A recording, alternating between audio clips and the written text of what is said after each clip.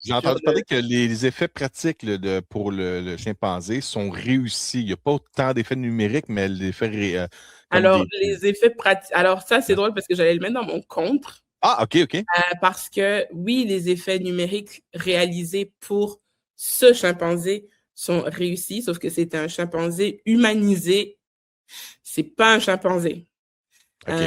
Pour avoir eu la chance de voir les chimpanzés dans leur habitat naturel en Tanzanie, je le dis et je le redirai encore, les Tu peux voir la chimpanzés n'ont différence, le film pas et la l'air vérité. de ça, ne se comportent pas comme ça, n'ont pas cette mouvance. Il y a une gravité quand ils se déplacent qui est différente. Un chimpanzé, tu l'entends arriver à 10 minutes avant qu'il se pointe.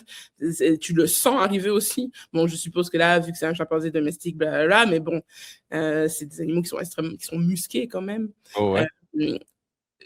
je crois que c'est ça. Il y a eu beaucoup d'humanisation. Ça se déplace pas comme ça n'a pas cette posture-là. Non, d'ailleurs, une très très grosse mention à l'acteur qui joue le père. C'est Troy Kotsur, celui qui a gagné l'Oscar du meilleur acteur dans un second rôle en 2022 pour Coda. Donc, c'est l'acteur qui est muet et enfin muet et sourd et qui parle le langage des signes. Effectivement, on sait bien, les chimpanzés et certains gorilles sont capables De communiquer de comme ça, oui. comprendre, de communiquer certains mots comme ça. Donc, effectivement, ça fait du sens.